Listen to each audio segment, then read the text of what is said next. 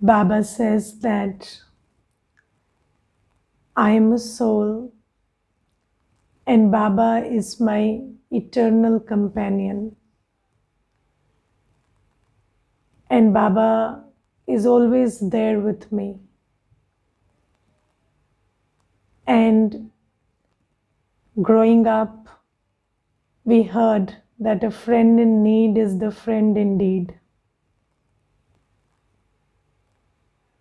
Yes, so somebody who comes and presents himself with his help in times of need is your true friend. And you see that most of us were not even very good devotees when Baba came and held our hand. And we were mostly hopeless and dejected and in fear and not knowing what to do, in great confusion. When Baba came into our life and just gave us everything that we needed. And this is the kind of connection we have with Baba. When Baba just comes and adopts us. And Baba says that I teach you, I tell you the truth and I teach you to see yourself as a soul whose only relationship is with Baba. And Baba teaches us that everything that's happening around you is just a scene in the drama. And your foundation, the foundation on which your happiness, your strength, your sense of worth rests, is your spiritual identity and your connection with Baba. Do you really feel that way? That you are a soul and you have Baba, who is the Almighty, the ocean of power, and He is always with you. You have access to Him permanently, and you can connect with Him and take whatever you need at any time. And this much is enough for you to feel worthy and powerful always. Or do you think that you have to depend on people, places, and things for your worth and for feeling powerful? So how many of you think that knowing yourself as a soul, knowing that you are eternal, and knowing that Baba is always with you and Baba is the source of all that the soul needs. So the soul doesn't need food, water, and a house. The soul needs knowledge, purity, peace, love, happiness, bliss, and power. And when you are a complete soul, a full soul, then roti, kapda, and makan flow to you. You don't have to work for it. Yes, whatever you do will be work enough for it to flow to you. So Baba says that, do you realize that knowing yourself and being in this connection with Baba is enough for you? Or do you still depend on the external world in order to make you feel worthy and powerful? So how many of you have reached that position where you and Baba are enough? Just think about it. Because if I'm in that position, then I will never feel a sense of loss. So if I'm in that concrete position inside where I am an eternal soul and Baba is my eternal companion and Baba is the source, the ocean, so Baba is enough. That thing has deeply, seated in my buddhi, then I will be a detached observer to everything else. Nothing will make me happy and nothing will make me sad. Yes? Because if I am happy, I am contented, then getting one more thing will not make me happier. And losing something will not make me sad. Now, Baba says, you have to practice being a detached observer. And Baba says that coming to this position of a detached observer requires that you see yourself as a soul and see yourself in connection with Baba all the time. And when you practice being a detached observer, then Baba says, this practice, this peacetime practice, do you know that even COVID time is a peace time? This is not still Vinash. Baba says, that time is coming very soon when everything on the external will collapse. And there will be scenes which you have never thought of or dreamt of. And Baba says, when this kind of disintegration is going on outside, this practice that you do in the peace time of being a detached observer, where you don't feel a sense of gain and loss, where you don't feel a sense of, this is good and this is bad, because nothing is able to make you unhappy and nothing is able to make you happy, because you're already happy all the time. Knowing yourself and knowing your connection with Baba, Baba says, if you have practiced this enough in peace time, then you will be able to stay in stability in those times which are coming and which you have never even thought of or dreamt of. So are we practicing being a detached observer? And you cannot practice to be a detached observer unless you are lost in the remembrance of one Father. So Baba says, if you want to be a detached observer, the way to be that is to be lost in the remembrance of one Father. So one thing we have to understand is, I am a soul, I am a child. And do you remember when you were a child, your parents were enough for you? You thought that you don't need to have any connection with the world because your parents are enough for you. They are the world for you. And you practically did not need the world at that time. So Baba says that you have to have such connection with Baba now, that I am a child and all I need is my parent, and my parent is always there with me. And a child has this trust on the parent. This trust, this deep faith that my parent will never abandon me. And you don't even know that your parent has a limitation. You think your father is a superman and your mother is a superwoman. Yes, and they can do anything and everything that's possible. But Baba says, here actually your parent is a superman. So there is nothing that Baba can't do, and there is nothing you need when Baba is there with you, and you and Baba are enough. When you have this stage where you feel complete and full, and you don't need to think about anything or remember anything, your intellect doesn't wander to anything else, because you understand Baba is my parent, Baba is enough, and you are always lost in his remembrance. That is the stage when you can manage to be a detached observer from everything else.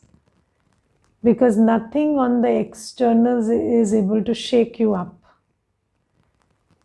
And Baba says this practice needs to be done for a long time before those scenes arrive where you actually will need to be a detached observer.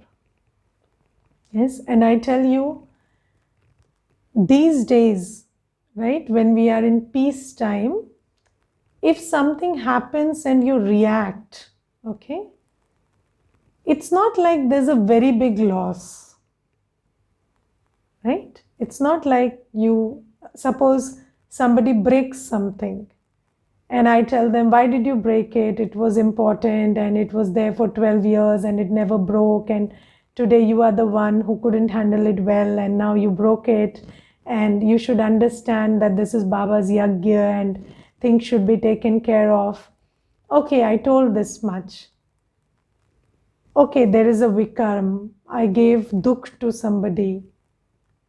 But fine, it's not such a big deal. But the real loss is I lost the opportunity to create the sanskar of being a detached observer.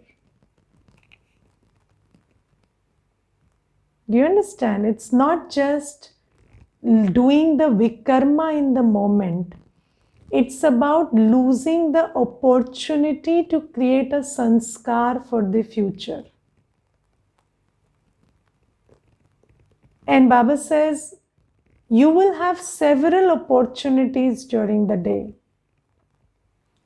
The opportunity to not look at something for longer. The opportunity to hear something and not get affected. The opportunity to see something that is giving a feeling of loss or defamation and still maintaining your state of happiness and not reacting. And Baba says you have to do all this practice so that when you come to that place where really it will be a big deal if you react. Yes, because every moment there'll be a scene of destruction. And if you keep reacting at that time, then you will lose your fortune, because antmate sogati. You will reach a place where when you leave the body in your final moment, your sanskar or your state of mind will be that of a disturbed soul or an upset soul. So Baba says, until you reach that moment, you have to use every moment to create this sanskar of being a detached observer. Do you understand this? So just like, a warrior practices his techniques by creating simulations of a war situation. So there is no war, but in order to practice, you need a warlike situation. You need an attack where you can practice how to defend yourself.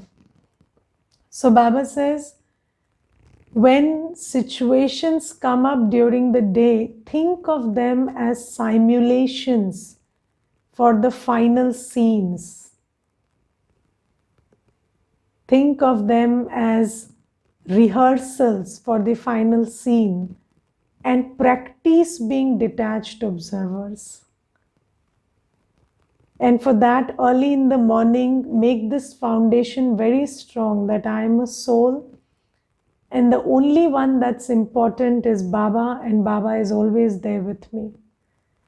So I have nothing to seek, nothing to lose. And when you practice being detached observer in the very normal situations that come up during the day, then you will be making yourself prepared for the final moments. Do you get it? So don't lose these opportunities that are coming. And then in the slogan today, Baba says, there are 3 words. Nischay, Nischit and Nischint. Baba says Nischay means faith. Nischit means making certain. And Nischint means becoming carefree. So Baba says, have faith, and with that faith, fix your fortune and become carefree. Okay? How do you create a fortune? By present karma. Yes? And when you have faith, you create a good fortune. When you have faith in the drama, faith in yourself, faith in Baba, then you do good karma. When you have faith in drama, you are beyond fear. When you have faith in Baba, you are virtuous. You're powerful. And when you have faith in the self, self-doubt cannot take you away from that position of doing good karma. So, when you have faith in all these three, then you do good karma, because good karma can be done in a powerful, virtuous, fearless, and free from self-doubt stage. And when you do good karma, you create a good fortune. And when you create a good fortune, then you don't fear the future. Do you know who fears the future? Those who do bad karma, knowingly or unknowingly. And Dadi used to say, तुम्हें भविष्य का डर लगता है ना, तो अच्छे कर्म करो. Dadi used to say this. So if you want to be carefree, if you want to be free from the fear of the future, then you have faith in the drama, faith in yourself, and faith in Baba, and do good karma and create a fortune for yourself. Now, what is faith in Baba? Today I want to talk about how to have faith in Baba and how that faith in Baba helps us create good fortune. So you see, Baba tells us, remember me. Baba tells us, become pure. And Baba tells us, do seva. And if you have faith in Baba, then you have faith in Shrimat.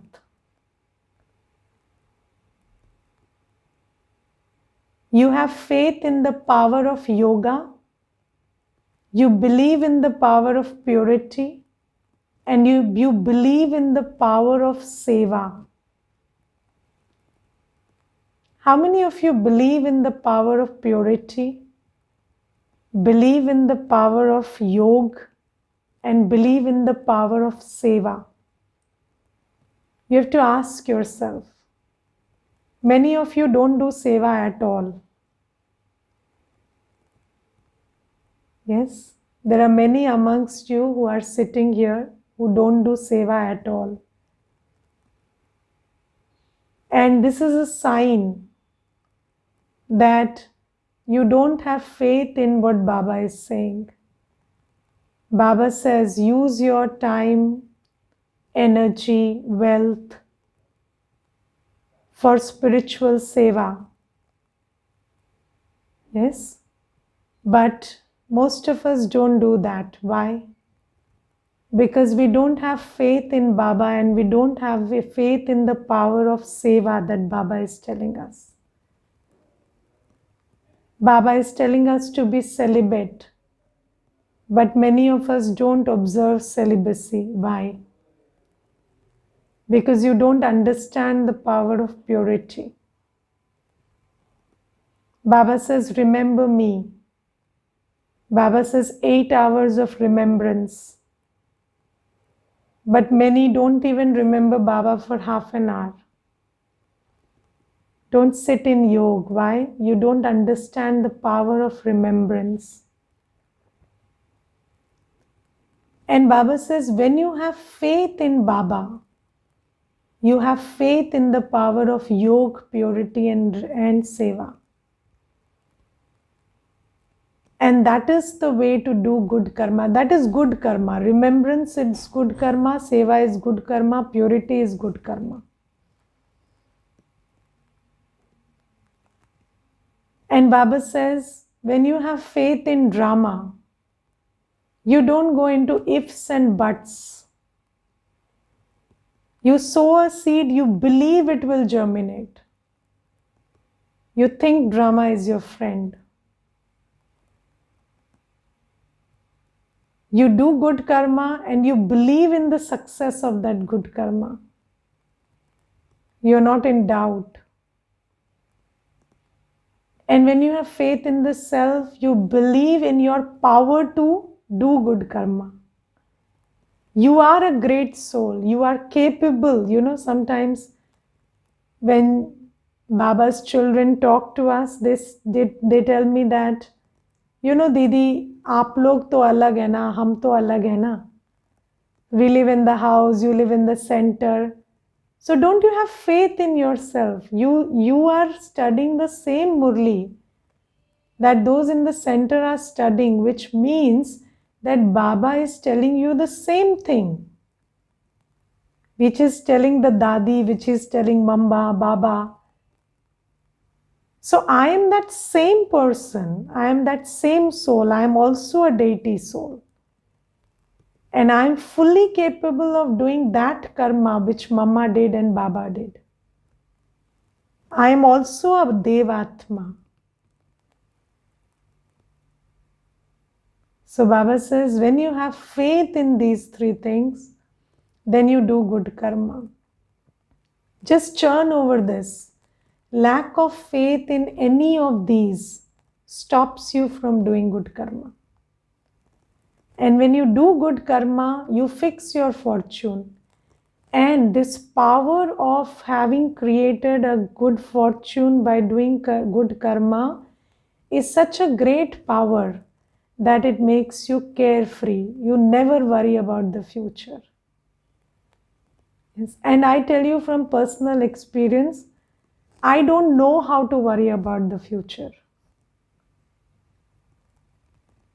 I don't know. Even if somebody tries to get me worried about the future, I don't know how to worry. And it's not like I didn't know how to worry. I knew how to worry 20 years back, 10 years back. I knew how to worry.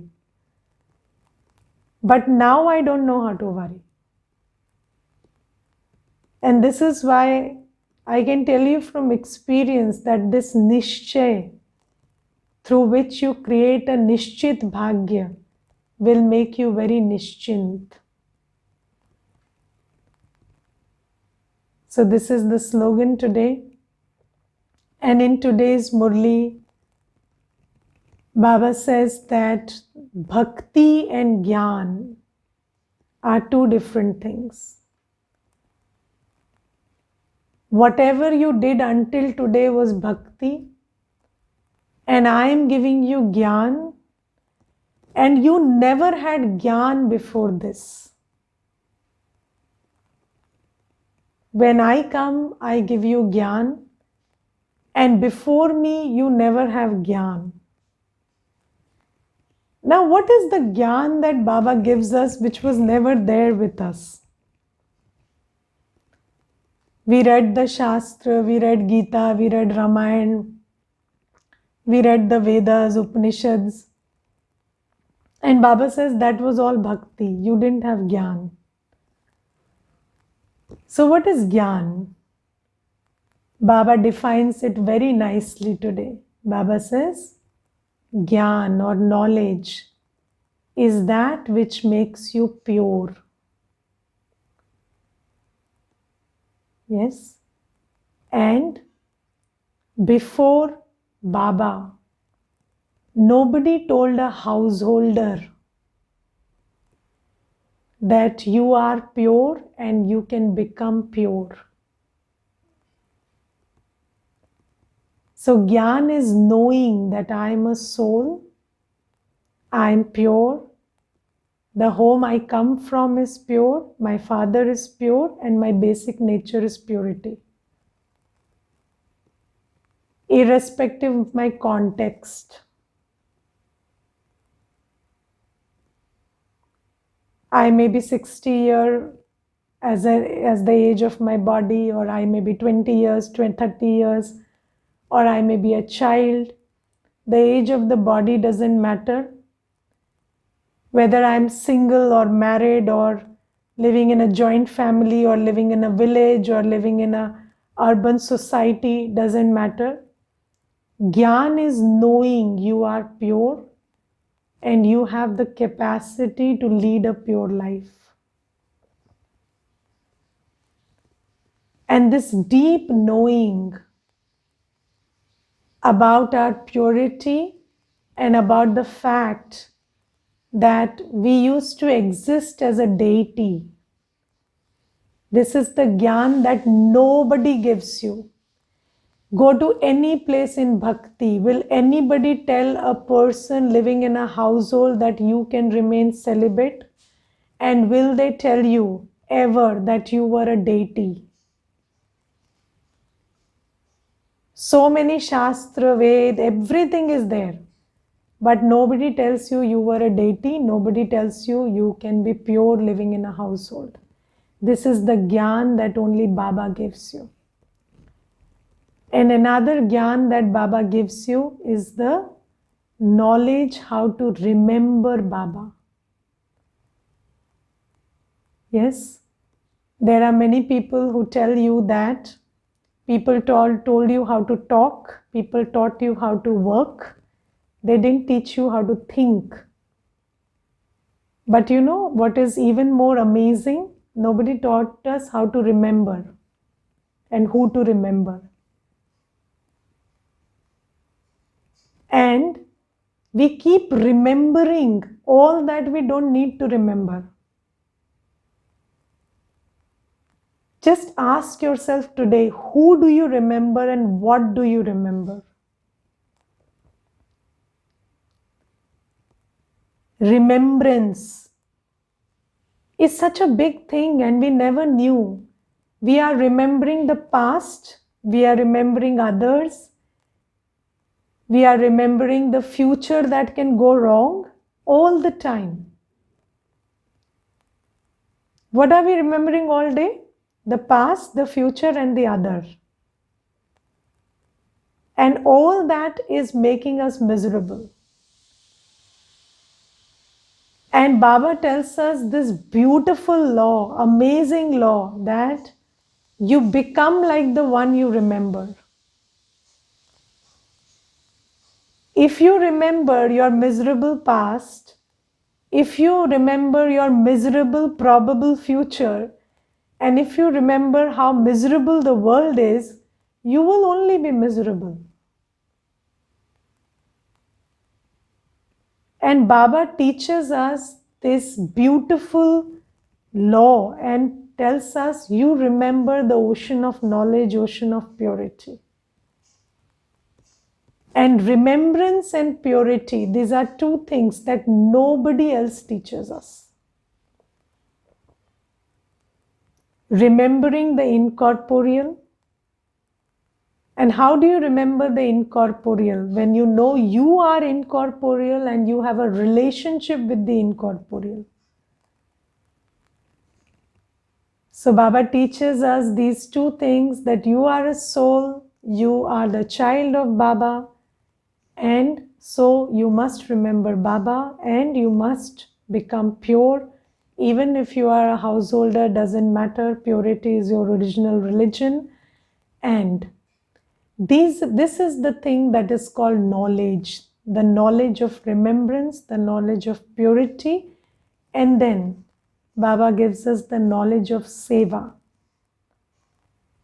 We did not know that uplifting a soul by making them knowledgeful, pure, peaceful is good karma. And now we know that. This is why we support the center which does the seva of making souls knowledgeful. And Baba says, I give you the knowledge of seva, true seva, sachi seva, ruhani seva. And Baba says, this is knowledge, and this knowledge is not available in devotion. And these are two different things. Devotion is devotion, knowledge is knowledge. And Baba says, when you get knowledge, you go to salvation. When you become pure and you do seva and you remember Baba, you create a new world with your new consciousness. And so knowledge takes you to a golden age, knowledge takes you to a better world. And then when you are already in salvation, you don't need devotion. Because devotion is done by those who are in sorrow because they want to go to happiness. When you get knowledge, you create a happy world, and then there is no need for devotion for 2500 years. So this is what Baba is saying in the Murli today. And Baba tells us, you have to have regard for those who do seva. Yes. And see, there is a very beautiful saying, and I like that saying. Everyone is equal, but some are more equal than others. Yes, there is this saying in the world, and Baba says, see, every soul is valuable. Yes, it's not like no soul is not valuable. But then there are some souls who are more valuable than others. Why? Because they do seva. And when somebody does seva, everybody should have regard for them. Yes, this is not a question of equality. This is a question of deserving regard. And Baba says, those souls who serve by way of speech, those who are good at communicating the knowledge, those who support the center. Today Baba says this, Baba says, if someone is cleverer than me, I have to give regard to that one. Clever means someone who is skillful in sharing the knowledge in a good way. So then I have to give regard to that one, and Baba says the centers have to be looked after too. So those who take care of the center, they also have to be given regard. So even, when there are certain souls who take care of the rent of the center or who really contribute towards the activities of the center, they are given regard. And when they come to the center, even Didi will give them a lot of regard. Why? Because they are doing seva and it's important. And nobody should think that this is partiality. Because Baba says serviceability is valuable. When you are serviceable and you are doing seva, you have a value which cannot be given to somebody who is not doing seva.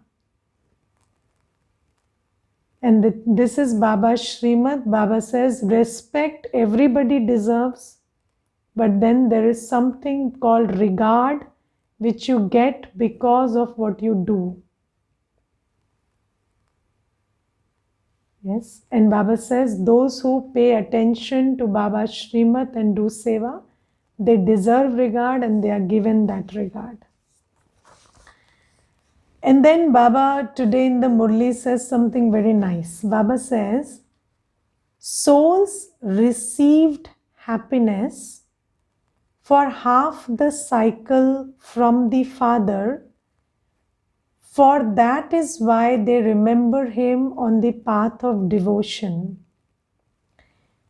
So, you know why you remember. So, I will tell you, last Sunday there was this discussion with Brahmin students, and then this question about when we do bhakti, we receive some blessing, right? There is a bhagat and he is praying to God and he receives a boon. Yes, he receives something as a blessing.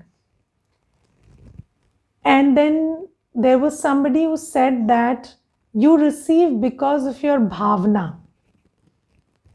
Yes, because you are having such deep faith and you have such good intentions, you receive that. Yes, so bhavna is the karam because of which you are getting the blessing. But the question is, how do you emerge that bhavna? So you see that you are an ordinary person in the copper age or the iron age. But when you go in front of the deity, when you go in front of the Shivling, how do you manage to emerge that deep bhavna? Yes, that's the question. Now, I will tell you, there was one uncle I had, and he was very ruthless all the time, very abusive and very shouting and screaming all the time. But when he went to the temple, I saw him crying. And he used to appear to be the softest person. And he used to be filled with so much love and devotion at that time. And we really made it a task to go to the temple with him because we enjoyed that. Seeing his crying face and soft face when he was in the temple. And how does a person who is leading a very different life manage to emerge that bhavana in front of a deity? So Baba says, in this Sangam Yuga, when a soul has contact with Baba and the deities, who are the deities? You souls. Yes, so souls who meet you and take peace and happiness from you, which you take from Baba, and we souls who take peace, happiness and sustenance from Baba directly. So when we go to the copper age, we have this memory of what it is to be before God or the deities. And then when you remember God or deities, you are able to emerge that bhavana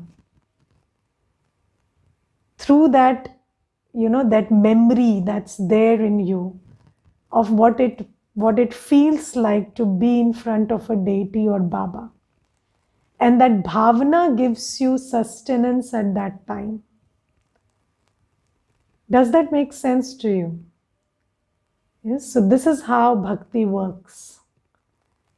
And then with that bhavana, you continue for 2500 years until you meet Baba and take it directly from him again. Okay, Shanti.